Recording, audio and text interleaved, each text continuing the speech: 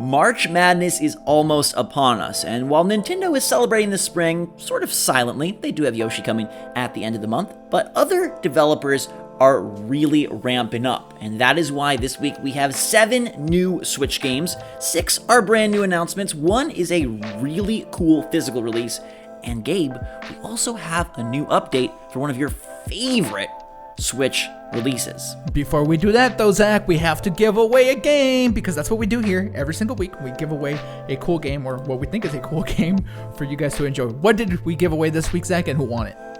Last week we gave away a barrel of fun in the form of Rico, which has actually turned out to be a pretty darn cool game. A lot of people are on board the train that, Gabe, I feel you're the conductor of, so that is why we picked Daniel Tennant as the winner of last week's giveaway. He said Papa want Rico, and Papa is gonna get his Rico. So thanks so much to everybody who entered. If you want to be entered to win this week's giveaway, which is another copy of Tales of Vesperia Definitive Edition, we got one more, and we want to make sure we give it to you before that game is kind of a thing of the past.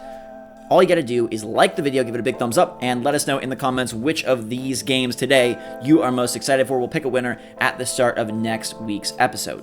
All right, Zach. Awesome new game to give away, but there's new games announced. Let's get into them. First, I want to get the physical release out the way, and normally we wouldn't include this in our new game series, but given the specifics here and how cool these editions look, we had to. It's Hollow Knight, and it's coming physically from Fan Gamer. They are a very cool website that is not sponsoring this video, although they probably should, because they have a lot of great Switch-related stuff for their indie games, and they're doing a real dolled-up Hollow Knight edition that comes in both a standard physical variety and a collector's edition variety, and even in the standard edition, you get a really cool map, you get an instruction manual, you obviously get the case and the cart. The collector's edition, though, Gabe, it goes real hard. Yes, it has a gold foil collector's box, a knight brooch and stand. It has a comic Dude, book. I want that brooch so bad. I gotta stop you. Okay. I'm wearing that brooch. All right. That's my E3 brooch. I always get a new brooch for E3, and I have to look fancy on the streets of LA. It's a big city. You know what they say, like, if you don't look good in LA, you might as well give up. So Okay.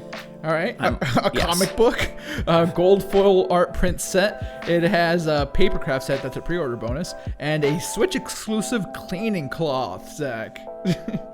Very, very nice. These are shipping on May 31st. The only unfortunate bit of news here is that the Switch version sees a $5 price increase, question mark? No, it's not a question mark. It's real. Well, it's question mark of why. I guess with the collector's edition, you get the cleaning cloth, so that's your $5 value there. The standard, it's just $5. These are shipping on May 31st. I'm guessing they'll sell out, so if you want to get in on it, I would say do it. And this is a great way to prep for Silk Song, which hopefully comes out sometime soon. This is an amazing collector's. I want it. Do you? I mean, and even though with the $5 price, like $69 for all of this, like, it is a cheaper game, so I feel like they did okay with the price. I mean, the standard edition being 29 or 34, I guess, on Switch. I feel like that's a little high, but you know, it does take a lot, I think, to produce these, as we've seen from Limited Run and other examples. So I do like this a lot. Same. And I gotta beat the game before Silk Song, so let me bookmark that page, and then let me bookmark this page, Gabe. I feel like I spoke this one into existence. I love this game a lot. It actually was a game that I played back when Microsoft Surface came out. God. I was a buffoon and bought a Surface, the first version, and did nothing with it. But I did like playing Skulls the Shogun, and the Bonafide Edition, or Bonafide Edition, I guess, is coming to Switch this spring. Been talking about wanting this game. Where should I rebuy it? And now I get to rebuy it on Switch. It's actually an awesome multiplayer game. Jake and I played a bunch of it. They are including a new episode and a new character. It is a turn-based strategy game, but it's fast-paced. It's got like I don't really want to say RTS, but almost you're moving guys around. You've got like circles of range of damage, but it's open. It's not really grid-based. It's super freaking cool. Did you ever play this? Never. But oh man, just like I am the conductor of the Rico train, I feel like you're the conductor of this. So it's so good. Yeah, I mean, you're vouching for it, and you know, I trust your opinion in video games for the most part. You're currently addicted to something that I don't know why you are. The Division 2 people. That's what I'm talking about. Regardless. Those keychains. I got to get those backpack keychains. Regardless, I'm gonna try this out. I mean, it's coming this spring, so hypothetically, we're not waiting too much longer. And are you gonna jump back into it for the extra content? Oh, absolutely.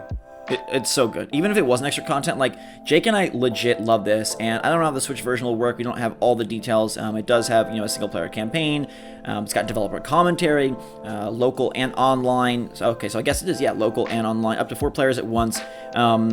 It's got like a nice asymmetrical. Is that the word?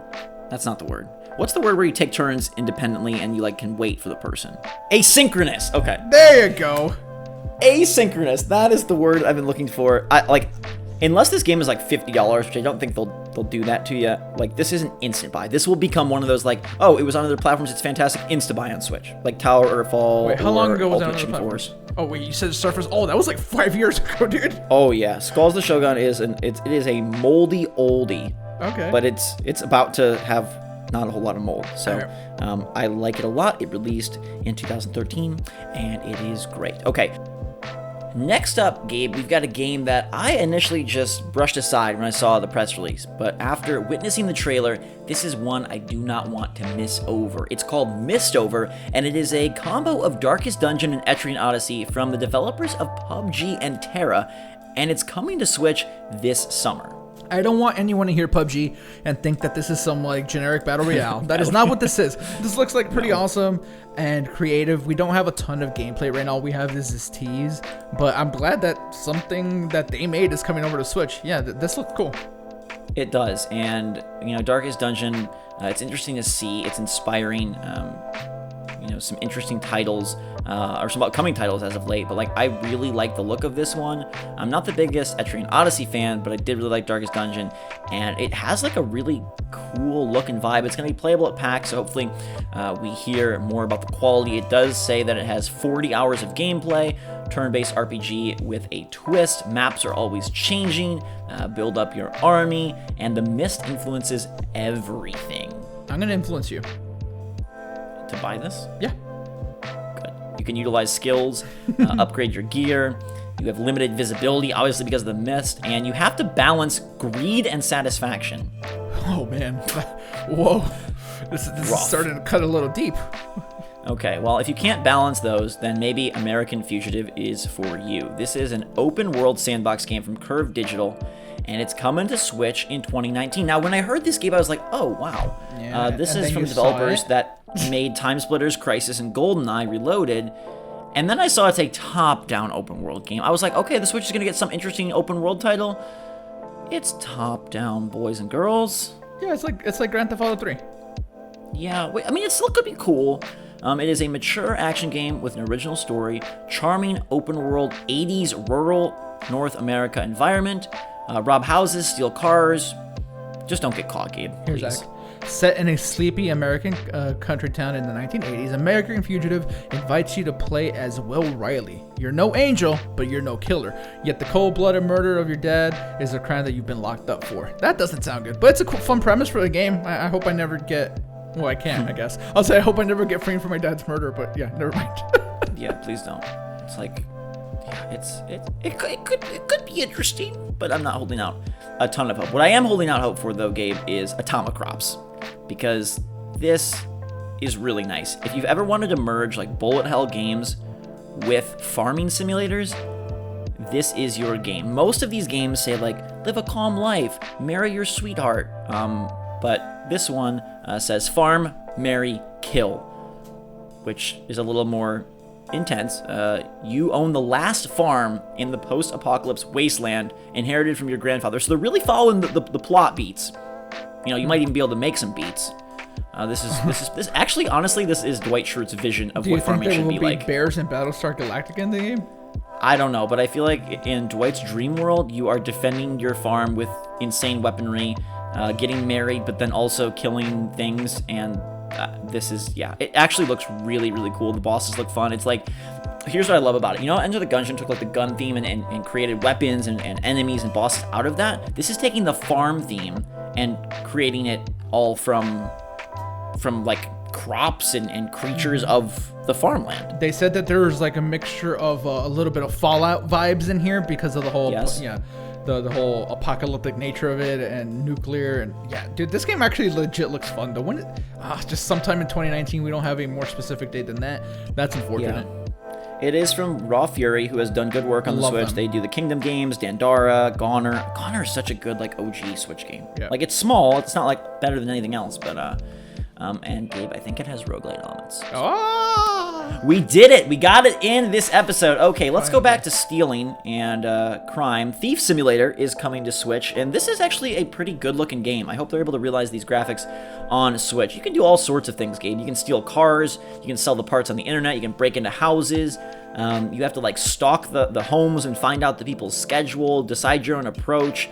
It's a little like, almost like borderline creepy, just of like how, I don't know, like, you know how Hitman's a little silly? Mm-hmm. Yeah. This is like Hitman, but like if it was in your neighborhood. I hope not. If I see a thief in my neighborhood, I don't know what I'm going to do. It has the lockpicking minigame from Fallout in it. Yeah. I mean, there's just like a lot going on here, but I don't know the quality, but it does look pretty cool. I've been all about stealth games lately on Switch because I've been playing through Aragami, and that game is super cool. I think you should try it on Switch. I think you'd love it. I just love that there's like, you can sell things at a pawn shop. Okay. This is like the full life of a thief. Yeah. From the planning to the crime to the inevitable shifting on the pawn shop market. I think I've only been in a pawn shop maybe like 4 times in my life, and it was always when I was a kid because I used to go buy PlayStation games there. Nice. Well, Thief Simulator is coming sometime. No window was provided on the release. Hey, we're thieves. We break through cool. windows. It doesn't matter. Exactly. It's just gonna one day show. It's gonna come on your Switch and steal money from your credit card. There you go. Oh God. You bought it. Boom. The last game, Gabe, that we have to talk about today. 2 games left. Well, one is just kind of like our special PSA, but Leisure Suit Larry: Wet Dreams Don't Dry is coming to Switch early summer. It's a dumb name. It's a revival of the 1987 point-and-click adventure series. It's coming, and I don't care about it. It's coming. It's a point-and-click adventure with a very mature theme. It's getting a physical release in Europe, digitally here. It's a $40 game, which I don't know, that seems excessive given all of the point-and-click fun that you can have on Switch for far cheaper. So, it's not like as raunchy as you might expect. It was interesting to me that one, Nintendo is on board with this, and two, the fact that it's like this series seems to never die. I feel like every generation it's just back and back and back and back. I've never played any of them. I'm sure there's 12 Leisure Suit Larry fans in the world, and they keep making them for the same 12 people. But whatever. After maybe Gabe, you can go rob a Leisure Suit store in Thief Simulator, and then you can wear that to E3 while I wear my cool guy brooch. Let's talk about a good game. That's enough of this. Okay, one of Gabe's gems. Yes. One of Jabe's gems. Yes. Is Octopath Traveler. And this happened a few days back, but Square Enix is bringing Octopath Traveler Champions of the Continent to Android and iOS devices. Now, that has nothing to do with Switch, but it is the continuation of a really cool Switch exclusive that sold over 1.5 million copies, so it's worth paying attention to.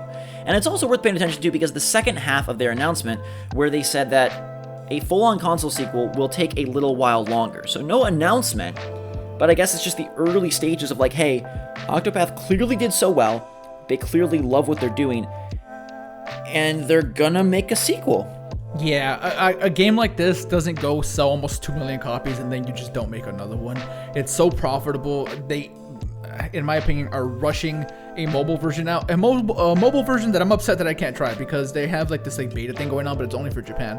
And I really want to see what it's like on mobile. But regardless, an Octopath sequel coming at some point, not anytime soon. It'll probably be a couple years, but it's still fun to know that they are working on it. I want them to do some changes to the battle system, make it a little bit more action-based.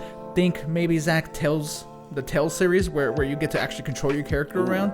That'd be such an advancement. Yeah, I mean, that's what I want, though. Tell them. I want to know if it's going to be Triple Path Traveler, Dodecapath Traveler, No, it's still just I don't know if they can do. You think it's just going to be Octo 8 more characters? You think it's the same 8 characters, new 8 characters? I don't know. I have no idea what they end up doing. Hey, it'll be interesting. Yeah, and if you do like the franchise, you will get a little bit more of it on Switch, or not on Switch, sorry, on phone, coming sometime later in 2019. Anyways, that's the list of games for the day. Gabriel, which one are you most looking forward to? All right, Zach, I think I'm going to take the best one on the list here, and I'm going to say I can't say the name very well, Atomic Crumps? Yeah, that one looks actually really cool. Yeah, like that looks awesome to me. So that's the one I'm going to go with. No firm date or window of any kind, but sometime in 2019.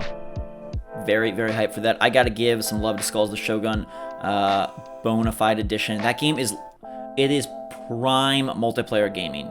Like, you gotta get this game. I can't wait for it. I hope it's spring soon, not spring like beginning of June. But I also want to give a little shout out to the Hollow Knight Collector's Edition, because I think Fangamer, like, that looks really cool. And I don't know if we're gonna get it or not, but like, at least they did a cool job. And Gabe, I've had this problem, and you know, we're wrapping things up, but I've been like resorting my games, and like I'm kind of getting that physical itch again. So like the whole like run. Same. I don't care about physical games, but then just like recently, like moved, like I moved recently. Yeah. And I saw so many. It does things to you. Yeah, I want physical stuff, man. All right, so we'll talk about getting physical later. Right now, if you want to be entered to win our digital giveaway of Tales of Vesperia Definitive Edition, all you gotta do is like the video, leave a comment letting us know which of today's games you're most excited for. Thank you so much for watching. Hope you're all having a great week. Until next time, everybody, for myself and Gabe, thanks again. SwitchForce